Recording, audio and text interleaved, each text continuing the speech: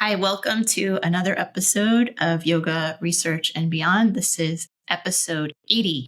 We're talking about exercise and cognition today. I'm your co-host, Ariana, founder of Yoga Research and Beyond and New York City-based strength trainer and yoga teacher and New York Stretch co-founder. Hi, I'm Jules Mitchell, and I do continuing education for yoga teachers mostly. And my work is in exercise science and biomechanics and somatic principles and leans very heavily into research literacy, which is why we're here. So this paper, I'll let Ariana introduce it, but was actually submitted to us by a listener. So we're happy about that. Yes, love listener requests. So if you have one, don't be shy. Reach out to us. We'll do it. So this paper the title is Effectiveness of Exercise for Improving Cognition, Memory, and Executive Function, a Systematic Umbrella Review and Meta Analysis. It's from the British Journal of Sports Medicine from 2025. Ben Singh and 15 other researchers on this paper from Australia, Pittsburgh, PA, shout out, I lived there for a brief time, and Orlando, Florida. The purpose of the paper, they asked the question basically, does exercise improve cognitive functions like general cognition, memory, executive function across many ages, populations, and exercise types? They also explored what types of exercise, intensities, durations are most effective. They didn't get they didn't get concrete results from those questions, but they explored those questions in the paper. And a little bit on what an umbrella review is. They're basically looking at other systematic reviews of RCTs, randomized controlled trials, and they're also, so it's an umbrella analysis of all of that. The methods of this, as I said, it's an umbrella review, and they only chose reviews that looked at RCTs specifically. It's considered a high level of analysis. I want to give the caveat, though, that it depends on the quality of so their analysis could be really high quality because they're looking at reviews, but the reviews themselves may not be high quality, which tended to be the case in this paper. And they didn't look at the quality of the RCTs that were being reviewed in those. Because the original reviewers did that part. So it's like a hierarchy, you know what I mean? So the original reviewers looked at the quality of the randomized controlled trials, weeded out the low quality ones, did their reviews. And now these people, this group, this research team is just doing the same process, but on the reviews, not on the RCTs. So we haven't lost you. It's a meta look at things, bird's eye view of all of this. So in the end, they included 133 systematic reviews, which encompassed 2,724 RCTs, and that the number of people in those RCTs numbered 179 participants. That's of all of those RCTs in those reviews. That's a significant number. It looked at all kinds of exercise, aerobic, strength training, dance, yoga, tai chi, even exergames, which that one surprised me a little bit. And they were looking at the outcomes that they're looking at are general cognition, memory, executive function. And one thing I thought, I'll see what you say, Jules. But I was like, oh, Jules is going to like this because they're looking at effect size. Am I right? Okay. We did look at effect size. Yeah, I was like, oh, she'll like that, which is how much do the interventions impact cognitive function? So it's different from what's it called? P-value. Thank you, the p-value. So we like to see effect size. Do you want to talk about anything in there before I go on to the results? Yeah, let's talk just a little bit about the paper itself, kind of how it was done. You'd mentioned that there were 133 studies included in the review. And I just made a note that they started with 6,620. So again, that's why these reviews, not just reviews of reviews, which this is, but even reviews of the RCTs are so good, is because they really look at the body of research, and they tendency for people to use a single study to cite something. Right? So here they've kind of gone through, they've looked at all the studies, and they've taken out the ones that don't qualify, and then they've done a really nice synopsis. I'm always happy to see the flow chart where they go through the process of removing duplicates and all that stuff, down to 133 studies that they included. And one of the things that they're really specific about in this review was that previous reviews have always been specific to a population or specific to a certain type of exercise. So they were like just looking at yoga or just looking at seniors or children or, healthy populations. And so what this one set out to do was to look at all of it, right? All of it, which again would be really hard to do if you were not doing an umbrella review. If you were just doing the first review, that would almost be too much data. You wouldn't be able to funnel it into an actual point. But because a lot of that had been done at that review stage, now they can be a little bit broader in what they're looking at. So I thought that was kind of cool. And then also I just want to point out that when we're looking, and I'll talk more about it later after Ariana goes into the results, but when we're looking at the three main things that they looked at, which was general cognition, memory, and executive function, the way that those tend to get measured are through like laboratory tests, which can be games, questionnaires, surveys, like questions about lifestyle, all of those types of things. But what it isn't doing is like measuring if people are living longer, right? Or if it's measuring in a specific moment of time that they are in the study from pre-intervention to post-intervention. And I'm just saying that because when Ariana goes through the results, I think it's very easy for non-research people like all of us out in the world to read a headline and then be like, you must do these interventions, you must do this, this somatic practice, you must do this yoga practice because it will make your memory better.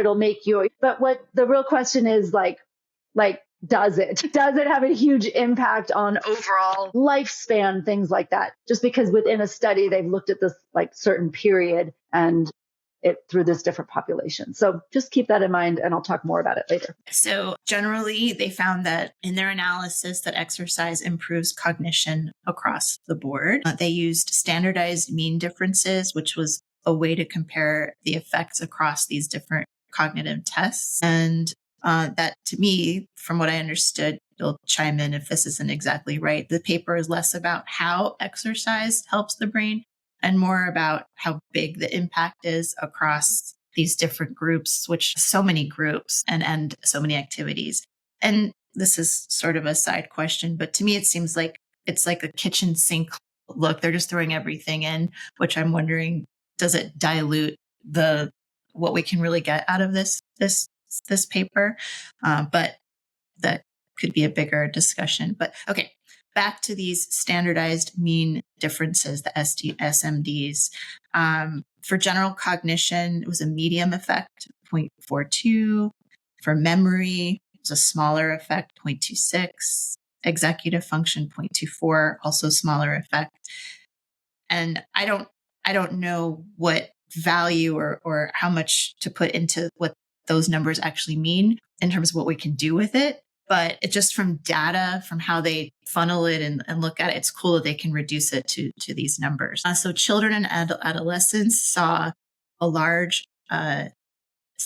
gains in memory and executive function. People with AD, light and moderate intensity exercise worked better than high intensity in some cases, but there are caveats to that, so don't get carried away. Shorter programs often were more effective than long ones. Also caveats for that and explanations why that could be. Mind-body exercises helped memory a lot. And exergames, video games combined with movement, had the largest effect size on general cognition, which there was a part of me that didn't want that to be true. So the results for this support the idea that cognitive engagement and movement are great. No surprise there. The effects were small to moderate, not massive. And it's nice that even light mindful exercise was beneficial.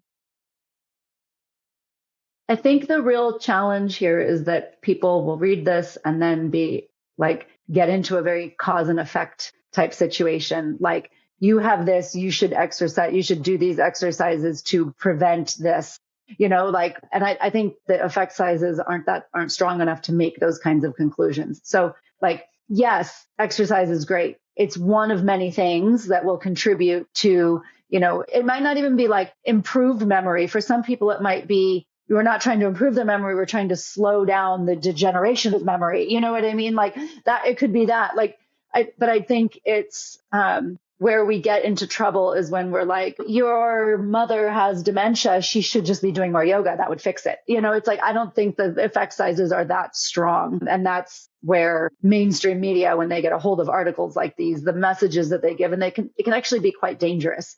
And I think it's also really like telling about, like, these are done in a specific period of time, these interventions, but most people, are active and inactive in different periods in their life. And so it's like when you're looking at the entire lifespan of somebody and their genetics, these small little interventions just can't tell us as much as we want them to tell us. Anecdotally, I have a very close friend whose mother has dementia, and she did yoga her whole life, 3 times a week with her friends, went to yoga. It was like, and then she started declining quickly. And now it's pretty bad, but it's like, you can't go to her and say, you just need to do more yoga. That, you're gaslighting her. At this point, she wouldn't even, she's not even responsive really, but it's like the effects are there and they're good. And of course, I'm all for it. And exercise has many other benefits. But what I'm really curious about, which again, a study like this can't say, like, what are the externally valid results? Yeah, okay, they did well at the game of memory. Like that was one of the cognitive ones, or the executive function. They had to play memory like when we were a kid. Well, yeah, of course, if you do that, you're going to strengthen that. And those are the tests, and that's all good. You practice, you do some mind body, some exer games, and you have better association, and then you do better at this memory game. Okay, got it. But what I want to know is, are we reducing costs on families for home health care? Like, that's a meaningful impact. And we can't really get that from this study. Like, are people able to live independently in their own apartments longer without needing to move into assisted living? Or like, are they able to, interact in the world and do their own grocery shopping and clean their own home longer because of these mental processes are being, maintained for a longer period of time? And so we have to be very careful to take study results and then think that they apply like that. That's really hard to do. Totally. I love those questions though. Yeah. It's worth remembering, because that's what happens. This gets picked up by a mainstream, news outlet, and it's like, exercise can have you live longer. Like that's literally what they say. And then you look at it and you're like, well, that's actually not what it says. So you always have to check. I do also just want to say that they were very clear about defining exercise and their population, where you were saying like maybe it waters it down. So the population was any human population. So children, adolescents, adults, healthy and clinical. So anybody. And again, there's a lot of noise in there, right? And then the intervention was reviews that evaluated exercise interventions. The following definition of exercise was used: a type of physical activity consisting of planned, structured, and repetitive bodily movement done to improve and or maintain physical fitness. So that could be as simple as going for a walk 3 times a week, right? That could be as simple as, 15 minutes of yoga twice a week or whatever. So it's just really broad. And so what do you do when you have people who have played, adult recreational sports for their entire life? What intervention works for them? A woman who's played tennis for 20 years, or, her husband who plays recreational hockey and has done since he's in his 20s and now he's in his 60s. What intervention does he need to improve his cognitive function? And I think that's where it gets really hard and really messy to make definitive conclusions. Totally. One thing I appreciated about this paper was they went into depth on a lot of the limitations, and it was more in depth than I usually see. And they said that 71% of the reviews that they included were rated critically low. And it was by this tool that I'm not familiar with, but some analyzation tool that looks at the quality. 71% critically low quality. And the reasons were because they didn't pre-register the protocol. They didn't list the excluded studies. And they didn't report on funding. So they're talking, I'm not talking about these researchers. I'm talking about the papers that they looked at didn't always have those criteria. So there were, And this paper was pre-registered and they noted it and you can look at it. So that's always a good sign. Green flag. yeah. So I was curious, if they knew that so many were such low quality, why they still kept a lot of them. And then apparently there were issues with the cognitive tests that were used because they weren't designed to measure function in healthy adults. It was more in older adults with impairments. So that doesn't really give you nuance to how much it was helping healthy adults. One thing about the reviews that found shorter programs had bigger effects than longer ones. They talked about that a little bit. That it could be the novelty of new learning, just like learning something new could have bigger effects short term. And then that's kind of what I meant with the, like, it's in this short period of time, there's this like effect, but like you're looking at the entire person's life and all of their movement and all of their exercise, then it gets really murky. So yeah, thanks for bringing that up. Keep going. And then conversely, longer trials tend to have higher attrition rates. So people drop out more. So if you have a shorter trial, it's not telling you as much necessarily. And then shorter trials, according to them, often use weaker control groups, meaning they're comparing the intervention to nothing as opposed to like a similar, possibly beneficial intervention. So those are possible reasons why shorter programs had bigger effects. So it's not the kind of research that's going to give us practical guidelines of dosage, type, duration, frequency. It's just, I think it's confirming my bias that exercise is beneficial and has cognitive benefits. So great. Yeah. Any activity at this point, I think that's, keep people engaged in their life and in their bodies and in their health. But, you can't exercise your way out of genetics. That's also, you can maybe slow things down and make some small modifications, but also we're all headed. I don't have anything else to. Neither do I. Neither do I. All right. Well, thank you everybody for joining. Please subscribe and share with your fellow yoga teachers who you think would enjoy. And let's keep exploring how we can use research to inspire and inform how we teach. Until next time.